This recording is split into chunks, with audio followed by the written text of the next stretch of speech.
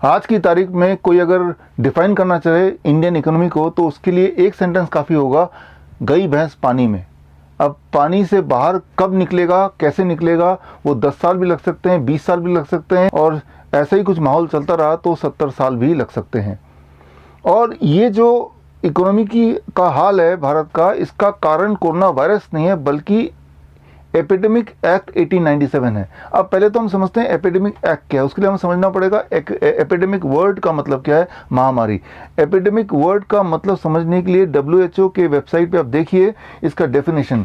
Epidemic का definition आप देख रहे हैं, द अकरेंस इन कम्युनिटी और a region of cases of an illness, specific health related behaviour और other health related events clearly in excess of normal expectancy. तो ये आपने देखा एपिडेमिक का डेफिनेशन, मतलब कि जितनी बीमारियां नॉर्मली होती हैं किसी एक पर्टिकुलर वस्तु से या किसी एक कारण से, उससे ज़्यादा और क्लियरली काफ़ी ज़्यादा बीमारियां हो तो उसे महामारी या एपिडेमिक का नाम दिया जा सकता है। अब मैं आपसे पूछता हूँ, अनबाइज्ड होकर बताइए, सोच के बताइए, क्या भारत में कोई एक पर्टिकुलर बीमारी ज़्यादा दिख रही है आपको? आप बोलेंगे केसेस बढ़ रहे हैं। देखिए, मैं केसेस नहीं बोल रहा हूँ, मैं बीमारी पूछ रहा हूँ। केसेस अलग है, बीमारी अलग है। बीमारी मतलब कि इंसान बीमार पड़ गया। केसेस तो भारत में आज के आंकड़ा जो है 1,25,000 केसेस अभी तक के हैं, 1,25,000 केसेस, उसके बारे में बात में करेंगे। मैं बोल रहा हूँ बीमारी, कितने लोग बीमार पड़े हैं और कितने लोग मरे हैं, how many people died, right. So जो number of people died that is 4,000 से कम। और अगर इसमें भी एक क्वेश्चन है, क्वेश्चन ये है कि ये जो 4,000 लोगों का जो लेस देन 4,000 डेथ बता रहे हैं, इसमें क्या सारे के सारे कोरोना वायरस से मरे हैं, नंबर 1, या फिर कोमॉर्बिडिटी से मरे हैं या वायरस के ट्रीटमेंट से मरे हैं? ये कैसे डिफाइन होगा? कोई भी जो पॉजिटिव आता है और उनकी डेथ हो जाती है तो क्या वो ज़रूरी है कि कोरोना वायरस की वजह से ही मरे हैं?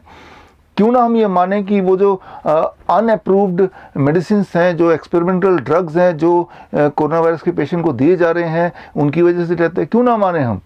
कम से कम एक आध तो उनकी वजह से मरे होंगे, लेकिन वो तो जीरो का आंकड़ा बता रहे हैं। तो यहाँ पे एक बड़ा क्वेश्चन है। लेकिन अब आप देखेंगे कि एक्सपोनेंशियली ये जो डेथ का आंकड़ा बढ़ता जाएगा, उसका एक खास कारण है। पिछले दिनों ICMR जो कि हेल्थ मिनिस्ट्री का एक पार्ट है, उसने डेथ सर्टिफिकेट का जो फॉर्मेट है उसमें वो बदलाव कर दिया। बदलाव ये मैंने आपको पिछले वीडियो में बताया था कि कोई अगर निमोनिया से डेथ होता है या फिर कोई ब्रेथलेसनेस से डेथ होता है, जिसे कहते हैं एक्यूट रेस्पिरेटरी डिस्ट्रेस सिंड्रोम, या फिर कोई कार्डिक इंजरी से डेथ होता है, या बॉडी में क्लॉट पाया जाता है, ब्लड क्लॉट, तो वो सारा कोरोना वायरस के खाते में आ जाएगा।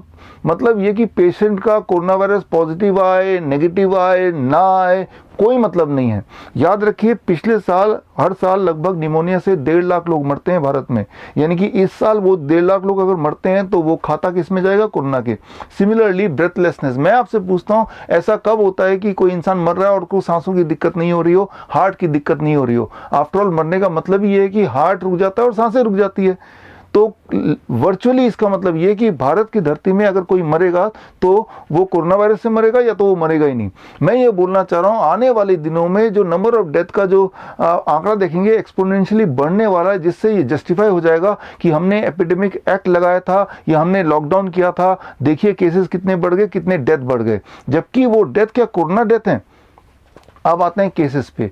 आपको कैसे पता 1,25,000 केसेस है भारत में? उसका सिर्फ एक ही तरीका है, that is called RT-PCR test, जो कि जनवरी महीने से अभी तक वो टेस्ट चल रहा है। ये जो टेस्ट है, जब से ये टेस्ट कर रहे हैं तब से FDA ने, US के FDA ने इसे अंडर इमरजेंसी ऑथराइजेशन में रखा है। उसका मतलब ये है कि अनअप्रूव्ड, इसका सीधा मतलब है अनअप्रूव्ड। और वो मैं नहीं बोल रहा हूँ, वो FDA में इसका डेफिनेशन लिखा है कि जो इमरजेंसी ऑथराइजेशन का मतलब ये होता है अनअप्रूव्ड। वो तब अनअप्रूव्ड था जनवरी महीने में कि ये टेस्ट किट कैसे काम करेगा कुछ नहीं पता था, तो अनअप्रूव्ड में रख दिया। लेकिन अब ये 5 महीने हो चुके हैं, मई का महीना आ चुका है और अब तक पूरे दुनिया में लगभग 2 करोड़ से ज़्यादा टेस्ट हो चुके हैं, यानी कि इस टेस्ट किट को 2 करोड़ बार टेस्ट यूज कर दिया गया है। US में ही 1 करोड़ 20 लाख बार टेस्ट कर दिया गया है। लेकिन आज की तारीख में भी अगर FDA के साइट में जाते हैं तो अभी भी ये अनअप्रूव्ड में ही है। और इतना ही नहीं, अभी भी इस टेस्ट किट के बारे में क्या लिखा गया है टेस्ट किट मैनुअल में, वो आप स्क्रीन पे देखिए। इसमें जो अभी भी साफ साफ लिखा है, पढ़िए। Positive and negative predictive values are highly dependent on prevalence. False positive test negative test result are more likely when prevalence of the disease is high. False positive test result are more likely when prevalence is moderate और low. मतलब ये कि कभी भी positive हो सकता है, कभी भी नेगेटिव हो सकता है। फॉल्स पॉजिटिव फॉल्स नेगेटिव उसका कोई मापदंड नहीं है। दूसरा देखिए, पढ़िए important point, detection of viral RNA may not indicate the presence of infectious virus और that of 2019 nCoV is the causative agent for clinical symptoms. मतलब वायरल आरएनए होने का मतलब ये नहीं कि वो वायरस ही है बॉडी में, ये क्लियर कर दिया है टेस्ट, और अभी भी ये स्टेटस लागू है 2 करोड़ टेस्ट होने के बाद। आगे पढ़िए, the performance of this test has not been established for monitoring treatment of 2019 nCoV infection. तो ये क्लियर हो चुका है जब जैसे जैसे पढ़ते जाएंगे कि ये टेस्ट कोरोना वायरस का एक्चुअली टेस्ट है ही नहीं, इस टेस्ट के रिजल्ट को हम रिलायबली मान ही नहीं सकते। अब अगर मानते भी हैं तो इससे ये साबित होता है कि इसके बॉडी में कोरोना वायरस है। और भारत के केस में जो आंकड़ा आप देख रहे हैं वो बताया जा रहा है 1,25,000 केसेस हैं, 1,25,000 लोग बीमार हैं, ऐसा नहीं है, केसेस हैं। जितने लोगों के बॉडी में वायरस होगा उसको एक आंकड़ा मान लिया जाएगा। लेकिन सच बात तो यह है, जर्मनी के सैंपलिंग को देखें, आइसलैंड के सैंपलिंग को देखें, न्यूयॉर्क के सैंपलिंग को देखें, कई सारे देशों ने सैंपलिंग किया, उसमें यही आया कि उन देशों के ऑन एवरेज 10% से लेकर 14% लोगों के बॉडी में कोरोना वायरस आके जा भी चुका है। तो भारत के केस में अगर मैं एक्सट्रोपोलेट करूं तो ये बन जाता है करीब 14 करोड़ लोग। 140 करोड़ लोगों में से 14 करोड़ लोगों के बॉडी में कोरोना वायरस आके जा चुका है। ये मेरा एस्टिमेट है। इसका मतलब कि भारत में जो टोटल केसेस होने चाहिए वो है 14 करोड़ केसेस। लेकिन क्या 14 करोड़ लोग बीमार पड़े हैं? इलनेस महामारी का कनेक्शन केसेस से नहीं है। महामारी की डेफिनेशन ये नहीं कि कितने लोगों के बॉडी में वायरस है उतने तो महामारी मानी जाएगी, नहीं।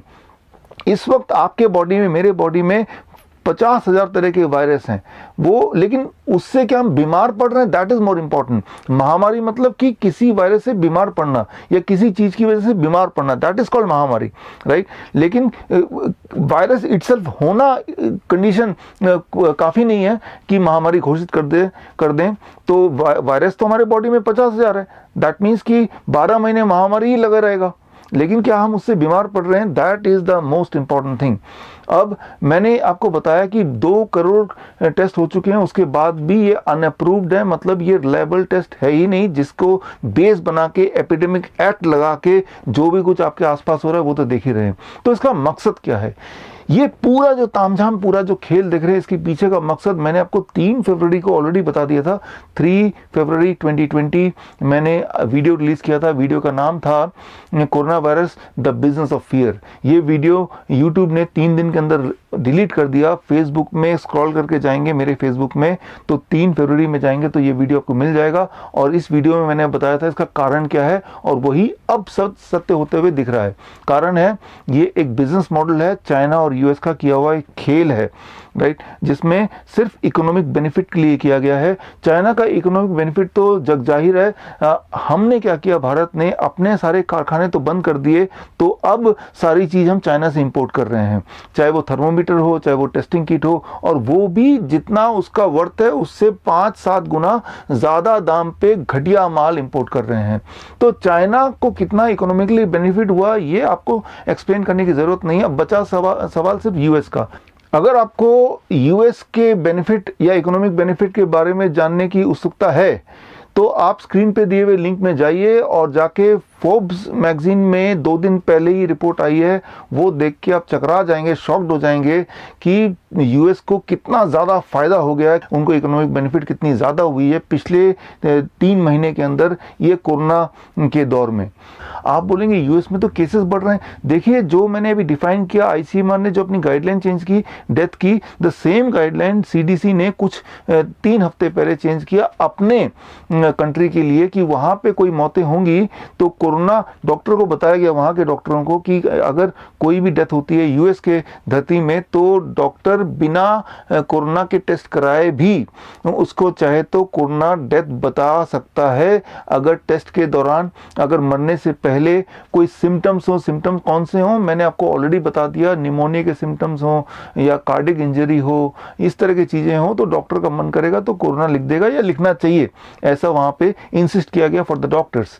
तो मतलब ये कि वहाँ पे जब केसेस बढ़ते हुए नजर, डेथ बढ़ते हुए नजर आएंगे कि भाई 60,000 लोग मर गए, 70,000 लोग मर गए, अब देखो 2 लाख लोग मर गए, देखिए वो सारे कोरोना से नहीं मरे, लेकिन वो डेफिनेशन चेंज हो गया। यानी कि यूएस में जब कोई मरेगा, भारत में जब कोई मरेगा तो एक्चुअली वो कोरोना से मरेगा ऐसा हम मान लेते हैं, राइट। और उसके लिए कोई आरटी-पीसीआर टेस्ट करना है ऐसा ज़रूरी नहीं है, ये भी लिख दिया गया है कि बिना टेस्ट के डॉक्टर अपनी आंखों से देखेगा और तुक्का मार के लिख देगा कोरोना से मर गया, या नहीं लिखेगा तो लिखना ही पड़ेगा। बिकॉज जब भी कोई इंसान मरता है तो अक्सर ब्रेथलेसनेस होती है, अक्सर कार्डिक प्रॉब्लम होती है, अक्सर बॉडी में क्लॉट आ जाता है, यही सारे बेसिक कारण होते हैं, राइट। कैंसर में तो क्लॉटिंग से ही मरते हैं। तो आप जो डेथ के आंकड़े देख रहे हैं, यूएस के डेथ के आंकड़े देख रहे हैं, इंडिया के जो आने वाले टाइम में एक्सपोनेंशियली बढ़ने वाले हैं, so that will be a misleading thing to justify कि हमने जो सारा कुछ किया है या किया था या कर रहे हैं ये बहुत ही अच्छा कर रहे हैं। तो ये सारी बातें आपको समझना होगा ताकि हम अब सोचें, दिमाग लगाएं कि वो भैंस को पानी से कैसे निकालें। मैं doctor Biswaroop Chowdhury, all the best, thank you, जय हिंद।